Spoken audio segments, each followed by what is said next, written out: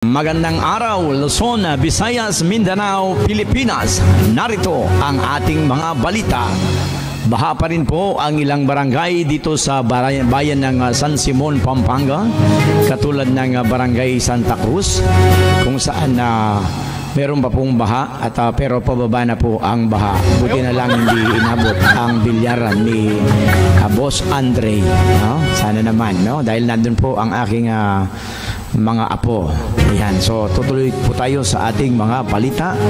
Narito ang mga balita. Malakas na lindol sa Japan naging dahilan ng pagkakapalit ng lote ng mga residente. Ayon po sa ulat, nag-away-away ang mga residente dahil nagkapalit-palit sila ng pwesto ng kanilang bahay. Aswang nakita sa Santana, Pampanga. Narito po ang detalye. Isang madaling araw, may babaeng nagsasampay na yung may makita siyang aswang. Mabuti na lang po kaya nakasigaw ang babae at dumating ang mga bantay bayan. No? Hinabol po nila ang nasabing aswang. Nung mahabol po nila ito ay naging biglang isang malaking aso. Hinabol po nila, may dala silang itak, may dala silang pamalo. Ang nasabing aswang po ay nagpalit ng anyo. Ito ay naging isang napalaking ibon. Sa paglipad po niya, siya po ay sumabit sa kawad ng kuryente na naging dahilan po upang mahulog siya. Nung mahulog po siya, takmang dadakmain na siya ng mga bantay bayan. Ito po ay biglang nagintae. Opo, nagintae ang aswang.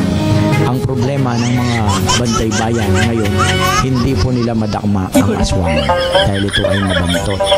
Kaya po ito nakatakas. Kaya kung kayo po ay may nakitang tae sa paligid, pakireport lamang po sa pulis. Baka ito na ang hinahanap na aswang sa Santana, Pampanga. Ayan. Sunog, no? Narito po ang pinagmulan ng napakalaking sunog kung saan nasunog ang isang sementeryo at maraming namatay.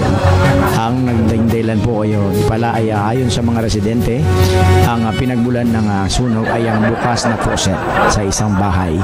Nadamay pati na rin po ang 3 hektaryang fish pond kung saan nasunog ang sinasabi nilang tilapiyang walang kamatayan. 2 hold-upper na hinihinalang kriminal ang naulian ng caliber 46, mahaba po yun sa 45, at isang revolver na mahaba din sa 38, caliber 39. No? Isang bata ang nalunod sa sapa, nakita, basang-basa. Manny Pacquiao, kinwestiyon kung para saan talaga ang kanyang komersyal Ito po ay ito'y tungkol dun sa Nestle ice cream. Ang sabi kasi niya sa mga bata, mga bata, mirinda na. Ang tanong, ito ba ay ice cream o soft drinks? Regine Velasquez pinatatawag ng Kongreso upang dahil sa kanyang awiting wag kang tumigil ulan na nagiging sanhi, bumuhos ka ng tuluyan, naging sanhi ng maraming pagbaha. Yung bumuhos ka ulan at lunuring tuluyan. Yan po, no? Kaya kinu-question niya yun si Miss Regine upang magpaliwanag. Sharon, nasagasaan patay. Isang pusang nagngangalang Sharon ang nasagasaan habang patawid ng kalsada dito sa may San Fernando, Pampanga. Olympic po tayo, pabilisan, panalo pa rin ang Pinoy sa ginanap dito sa Belgium.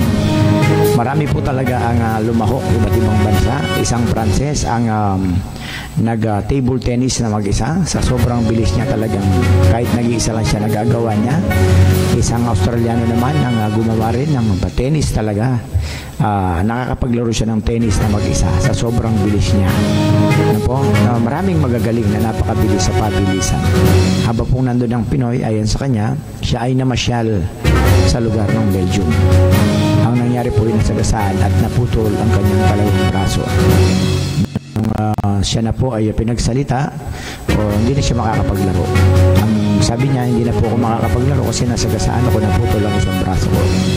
Ang magagawa ko na lang po, sabi ng Pinoy, ay kahit isang kamay na lang siya, pinalakpakan po niya ang kanyang mga katunggali ng isang kamay.